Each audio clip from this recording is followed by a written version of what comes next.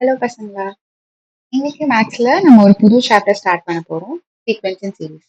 Algebra unit கீழ வர one of the high weightage chapters வந்து சீக்வென்ஸ் அண்ட் சீரிஸ். இந்த லெக்சர்ல basics of sequence and series, அதாவது இந்த சாப்டருக்கு ஒரு இன்ட்ரோடக்ஷன் பார்ப்போம். ஓகே. சாப்டருக்குள்ள போக முன்னாடி ப்ரீவியஸ் இயர்ல இது எத்தனை கொஸ்டின்ஸ் வந்திருக்கு, இது எவ்வளவு வெயிட்டேஜோட இருக்கு அப்படிங்கறது நம்ம டக்குன்னு பார்த்துக்கலாம். எல்லா வருஷமும் அல்ஜீப்ரா யூனிட்ல இருந்து ஆல்மோஸ்ட் 30% ஆஃப் த கொஸ்டின் பேப்பர்ல வந்துட்டு அல்ஜீப்ரா யூனிட்ல இருந்து கொஸ்டின்ஸ் வரும். அல்ஜிப்ரா ஒரு ஹை வெயிட்டேஜ், அந்த யூனிட் ஆஸ் அ ஹோல் ஒரு high weightage unit. And algebra கீழே 30% ஆஃப் த கொஸ்டின் வரும். அந்த அல்ஜிப்ரா கீழே வர கொஸ்டின்ஸ்ல அரௌண்ட் 30 to 35% நீங்க 2020 இருந்து பாத்தீங்கன்னா 2024 வரைக்கும் 30 to 35% of the questions are from sequence and series. And particular sequence and சீரிஸ்ல மட்டும் பாத்தீங்கன்னா 7.2ல இருந்து 7.7 question percentage of the questions are from sequence and series. இது வந்து 2024, 2023, இது வந்து 2022. அண்ட் இந்த ட்ரெண்ட் பாத்தீங்கன்னா எல்லா வருஷமும் கிட்டத்தட்ட 7.2, 7.5, 7 to 7.5% வந்துட்டு கொஸ்டின்ஸ் ஒவ்வொரு வருஷமும் வருது.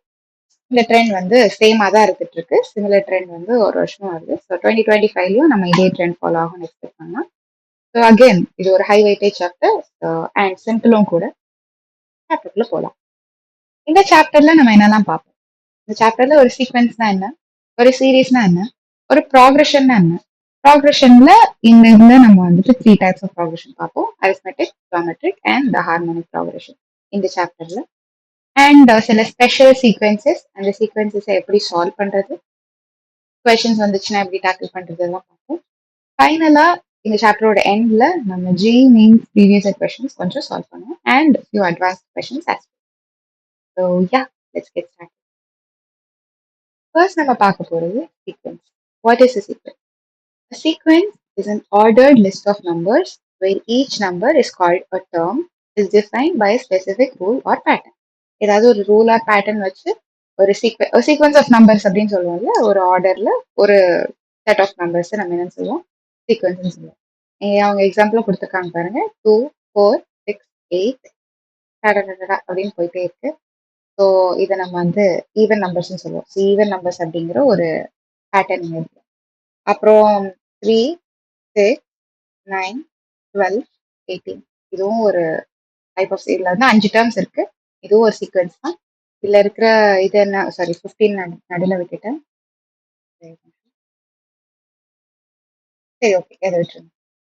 4 டேர்ம்ஸ் இருக்கு. இதுவும் ஒரு சீக்வன்ஸ் தான். 4 டேர்ம்ஸ் இருக்கு. இதுல ஒரு ரூல், என்ன ரூல்னா மல்டிபிள்ஸ் ஆஃப் 3, அதை நான் வந்து சீக்வன்ஸ் எழுதியிருக்கேன். இதுவும் ஒரு சீக்வன்ஸ் தான். ஸோ மறுபடியும், a sequence is an ordered list of numbers where each number is called a term, is defined by a specific rule or pattern. ஒரு ரூல் இல்லைன்னா பேட்டர்ன் இருக்கும் அந்த லிஸ்ட் ஆஃப் நம்பர்ஸ்க்கு. அதுதான் நம்ம வந்துட்டு என்ன சொல்லுவோம், சீக்வன்ஸ் சொல்லுவோம். எக்ஸாம்பிள் மறுபடியும் கொடுத்துருக்காங்க, ஈவன் நம்பர்ஸ், ஃபிபனாசி சீரீஸ். இன்னொரு எக்ஸாம்பிள் நான் கொடுக்குறேன் பாருங்க, 2, 3, 5, 7, 11, 13, 17, so on.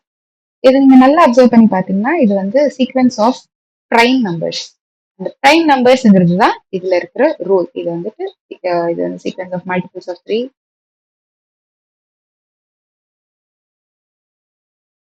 இது வந்து sequence of prime number.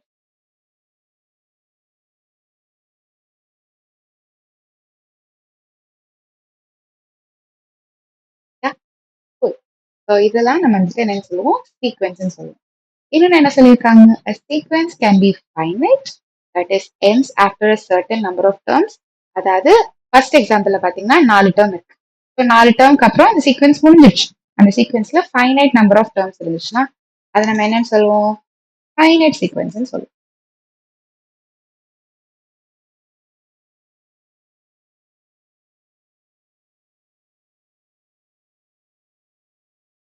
Continuous indefinitely, அதாவது ஒரு பர்டிகுலர் நம்பர் ஆஃப் டேர்ம்ஸ்க்கு அப்புறம் முடியாம இன்டெஃபினட்டா அது போயிட்டே இருந்துச்சுன்னா அதை நம்ம என்னன்னு சொல்லுவோம், இன்ஃபினைட் சீக்வன்ஸ் சொல்லுவோம். ஸோ இந்த சீக்வன்ஸ் பாத்தீங்கன்னா பிரைம் நம்பர்ஸ் எப்போ முடியுதுன்னு நம்மளால சொல்ல முடியுமா, சொல்ல முடியாது. So it is an infinite sequence. So continues இன்டெஃபினெட்லினா நம்ம அதை என்னன்னு சொல்லுவோம், இன்ஃபினைட் சீக்வன்ஸ் சொல்லுவோம்.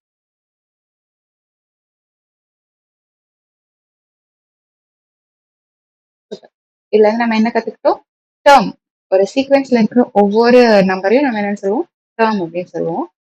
அண்ட் அந்த நம்பர் ஆஃப் டேர்ம்ஸ் வந்து ஒரு ஃபைனைட் நம்பரா இருந்ததுன்னா, கவுண்டபிள் நம்பரா இருந்துச்சுன்னா அது நம்ம ஃபைனைட்னு சொல்லுவோம். இன்டெஃபினட்டா போயிட்டே இருந்துச்சுன்னா அது வந்து இன்ஃபினைட் சீக்வென்ஸ்னு சொல்லுவோம். சீக்வென்ஸ்னா ஒரு பேட்டர்ன் இல்லைன்னா ஒரு ரூல் இருக்கும். இங்க பாத்தீங்கன்னா ஒரு ரூல். இது என்ன ரூல்னா அந்த சீக்வென்ஸ்ல இருக்க நம்பர்ஸ் எல்லாமே prime numbers. One order increasing order of prime numbers. இதுதான் இதுல இருக்கிற ரூல். இந்த செகண்ட் எக்ஸாம்பிள் இருக்கிற ரூல். ஃபர்ஸ்ட் எக்ஸாம்பிள்ல இருக்கிற பேட்டர்ன் வந்துட்டு என்னன்னா மல்டிபிள்ஸ் ஆஃப் த்ரீ. அடுத்தடுத்த மல்டிபிள்ஸ் ஆஃப் த்ரீ வந்து இன்க்ரீசிங் ஆர்டர்ல இருக்கு. And also it is an ordered list. So ஒரு பர்டிகுலர் ஆர்டர் மேட்டர்ஸ். ஸோ இதுதான் நம்ம என்ன சொல்லுவோம், சீக்வென்ஸ்னு சொல்லுவோம். அடுத்து series. A series is the sum of terms of a sequence. So ஒரு சீக்வென்ஸ் கொடுத்துருக்காங்கன்னா அந்த சீக்வென்ஸ்ல இருக்கிற டேர்ம்ஸோட சம்ம தான் நம்ம என்னன்னு சொல்லுவோம், சீரீஸ் அப்படின்னு சொல்லுவோம். இங்க பாத்தீங்கன்னா 1 2 3 4 அதுதான் அந்த சீக்வென்ஸ்ல இருக்கிற டேர்ம்ஸ். அதோட சம் 1 + 2 + 3 + 4 10. ஸோ இதுதான் நம்ம சீரீஸோட சாரி சீக்வென்ஸோட சம்ம தான் நம்ம சீரீஸ்ன்னு சொல்லுவோம். சீரீஸும் சீக்வென்ஸ் மாதிரியே ரெண்டு வகைப்படும். ஒன்று வந்து ஃபைனைட், இன்னொன்று வந்து இன்ஃபைனைட். ஃபைனைட்னா என்ன, sum of finite number of terms. Infinite சீரீஸ்னா என்ன, sum of infinite number of terms. So இந்த நம்பர் ஆஃப் டேர்ம்ஸ் வந்து இதுல நம்ம எழுதிடலாம். Infinite number of terms. Okay, இது வரைக்கும் நம்ம பார்த்ததுல இருந்து நம்ம ரெண்டு விஷயம் எடுத்துக்கணும். ஒன்று வந்து சீக்வென்ஸ். சீக்வென்ஸ்னா என்ன, ஒரு பர்டிகுலர் ரூலோ இல்லைன்னா ஒரு பேட்டர்னோ வச்சு நம்ம அந்த சீக்வென்ஸை எழுதிடுவோம். Sequence is an ordered list, அதாவது ஆர்டர் மேட்டர்ஸ்.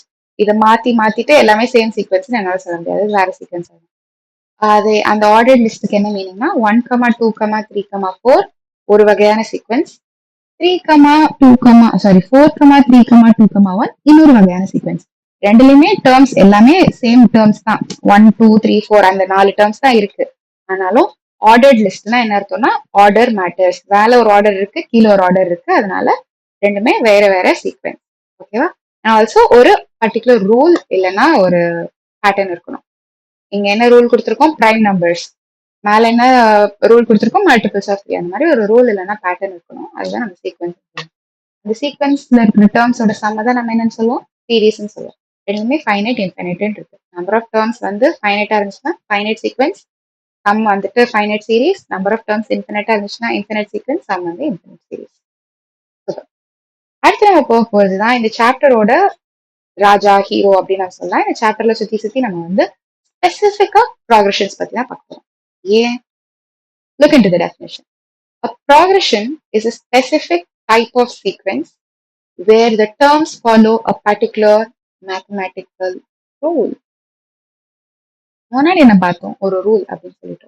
இங்க ஸ்பெசிபிக்கா பர்டிகுலர் மேத்தமெட்டிக்கல் ரூல் அப்படின்னு சொல்றாங்க. அப்படின்னா என்ன, புரியல. nth டேர்முக்கு ஒரு ஃபார்ம்ல உங்களால டிரைவ் பண்ண முடியும்னா அந்த பர்டிகுலர் சீக்வென்ஸை நாம வந்துட்டு என்னன்னு சொல்லலாம், ப்ராக்ரஷன் அப்படின்னு சொல்லலாம்.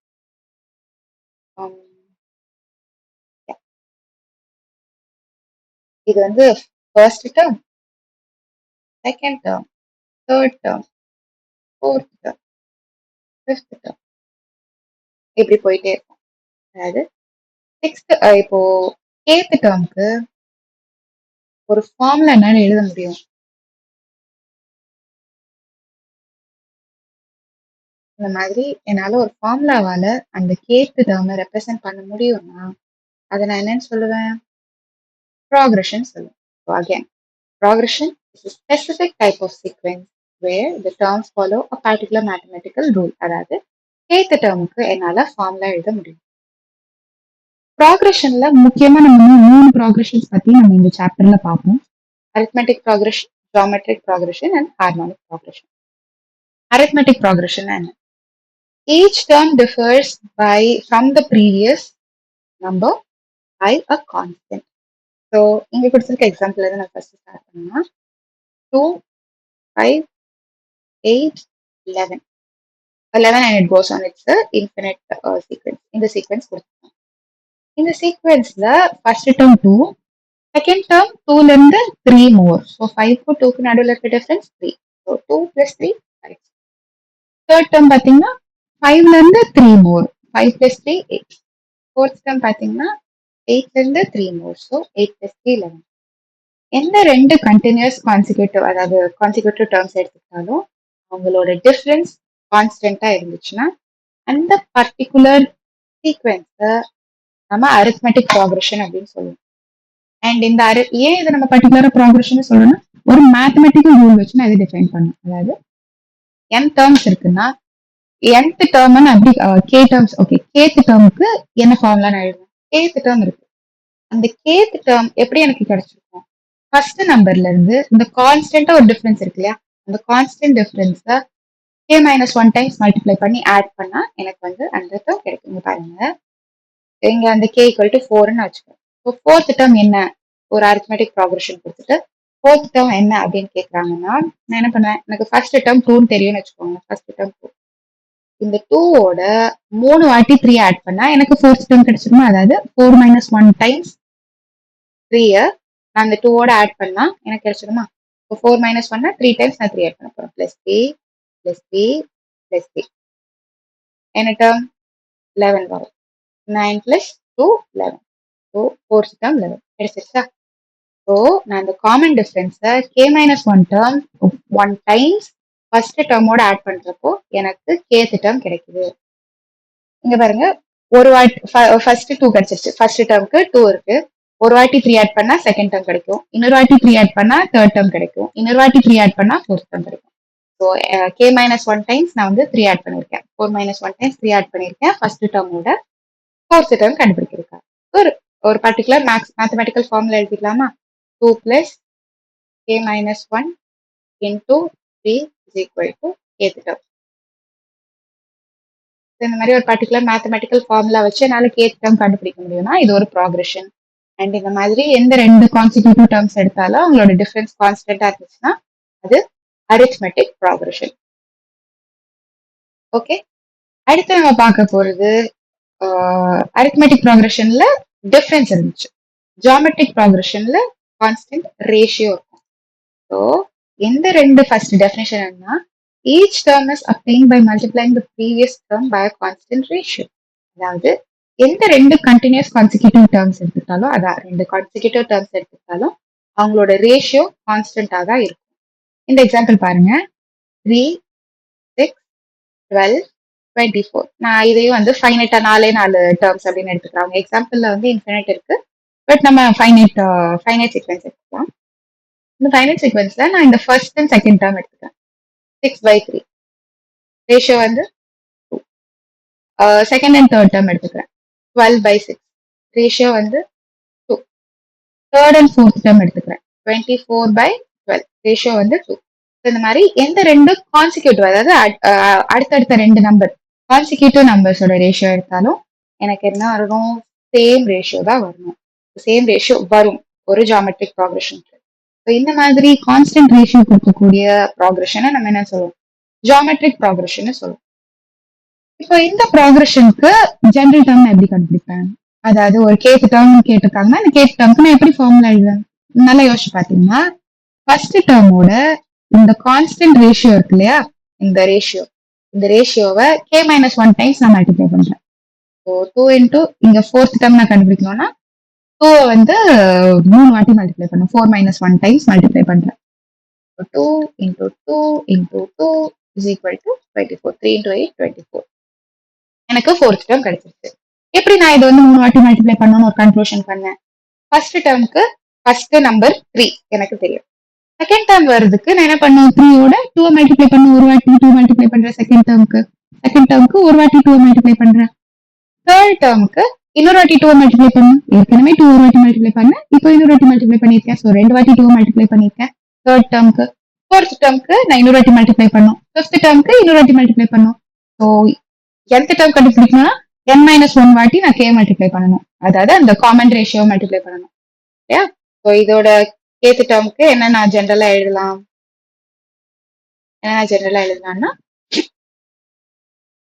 ஃபர்ஸ்ட் டேர்ம் 3 இன்டூ அதோட காமன் ரேஷியோ வந்து இங்க 2 அப்படின்னு கொடுத்துட்டாங்க, 2 power k minus one. So k minus one போடுறப்போ எனக்கு என்ன கிடைச்சிடும், அந்த டேர்ம் கிடைச்சிடும், kth டேர்ம் கிடைச்சிடும். அடுத்து பார்க்க போற ப்ராக்ரஷன் வந்து harmonic progression HP, formed by the reciprocals of an arithmetic progression. இப்போ ஒரு ப்ராக்ரஷன் இருக்கு, ஃபார் எக்ஸாம்பிள் நம்ம இந்த ஃபர்ஸ்ட் எக்ஸாம்பிள் எடுத்துக்கலாம். 2 5 8, 11. இவங்க எல்லாமே என்ன arithmetic progressionல இருக்காங்க. இவங்க எல்லாம் terms of an arithmetic progression. இதோட reciprocals எல்லாமே will be terms of a harmonic progression. அதாவது 1 by 2, 1 by 5, 1 by 8, 1 by 11. இந்த terms எல்லாமே will form harmonic progression. So, formed by the reciprocals of an arithmetic progression. இதெல்லாம் என்னன்னு தெளிவா நம்ம வர லெக்சர்ஸ்ல இன்னும் டீடைல்டா பார்ப்போம். Let's see some example. இப்போ இந்த பிக்சர் பாருங்க, அதுல ஏற்கனவே எழுதியாச்சு arithmetic progression. பட் இருந்தாலும் இந்த பிக்சர் கவனிங்க. ஃபர்ஸ்ட் ஒரு பாக்ஸ் இருக்கு. செகண்ட்ல பாத்தீங்கன்னா 2 பாக்ஸ் அது கூட எக்ஸ்ட்ரா ஆட் பண்ணிருக்காங்க. +2. அப்புறம் 3 பாக்ஸ் ஆயிடுச்சு. அந்த 3 பாக்ஸ் கூட மறுபடியும் 2 பாக்ஸ் ஆட் பண்ணிருக்காங்க. ஸோ மறுபடியும் ஒரு +2. அது 5 பாக்ஸ் ஆயிடுச்சு. அந்த 5 பாக்ஸோட மறுபடியும் 2 பாக்ஸ் ஆட் பண்ணிருக்காங்க. +2. அது 7 பாக்ஸ் ஆயிடுச்சு. அது கூட மறுபடியும் 2 ஆட் பண்ணிருக்காங்க. 9 பாக்ஸ் ஆயிடுச்சு. நீங்க பாத்தீங்கன்னா காமன் டிஃபரன்ஸ் இருக்கு. ஸோ ஒவ்வொரு ஃபர்ஸ்ட் கூட 2 ஆட் பண்ணிருக்காங்க. அதோட அது வர ஆன்சர் கூட மறுபடியும் 2 ஆட் பண்ணிருக்காங்க. வர ஆன்சர் கூட மறுபடியும் 2 ஆட் பண்ணிருக்காங்க. மறுபடியும் 2 ஆட் பண்ணிருக்காங்க. இப்படியே இந்த ப்ராக்ரஷனை பில்ட் பண்ணி எடுத்துட்டு போயிருக்காங்க. ஸோ இது வந்து அரித்மெட்டிக் ப்ராக்ரஷன். அரித்மெட்டிக் ப்ராக்ரஷன்ல மறுபடியும் சொல்றேன், அரித்மெட்டிக் ப்ராக்ரஷன்ல எப்பவுமே 2 கான்சிக்யூட்டிவ் நம்பர்ஸ்க்கு நடுவுல இருக்கிற டிஃபரன்ஸ் கான்ஸ்டன்டா இருக்கணும். Okay, so there will be a common difference.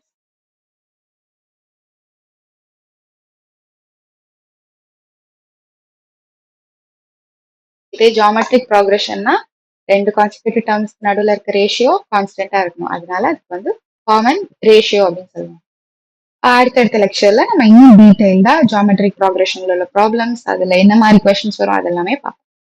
Okay, அடுத்த எக்ஸாம்பிள் பாருங்க. ஃபர்ஸ்ட் ஒரு பால் இருக்கு.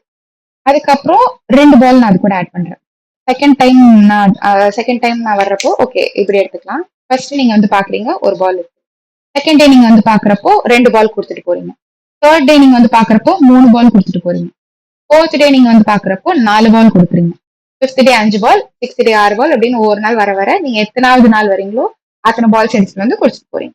ஸோ இந்த மாதிரி ஒரு சீக்வன்ஸ், ஒரு ரூல் கொடுத்துருக்கீங்கல்ல. ஸோ நீங்க வந்து nth டே வரீங்கன்னா n பால்ஸ் எடுத்துட்டு வந்து ஏற்கனவே இருக்க டேர்ம்ஸோட ஆட் பண்றீங்க. ஸோ ரூல் இருக்கு. ஸோ இந்த ரூலை நம்ம வந்துட்டு அதனால இதை சொன்ன சீக்வன்ஸ் அப்படின்னு சொல்லுவோம். இப்போ இது ப்ராக்ரஷனா அப்படின்னு நம்ம பார்க்கணும்னா என்ன பண்ணணும்? nth டேர்முக்கு என்னால ஃபார்முலா எழுத முடியுமான்னு பார்க்கணும். nth டேர்முக்கு நான் வந்துட்டு ஃபார்முலா எழுத முடியுமா அப்படின்னு பார்க்கணும். an is equal to n plus a n minus 1. அதாவது முந்தின நாள் எத்தனை பால்ஸ் இருக்கோ அந்த அத்தனை பால்ஸ் கூட n பால்ஸ் ஆட் பண்ணா நமக்கு இன்னைக்கு எத்தனை பால்ஸ் இருக்குங்கிறது தெரியும்.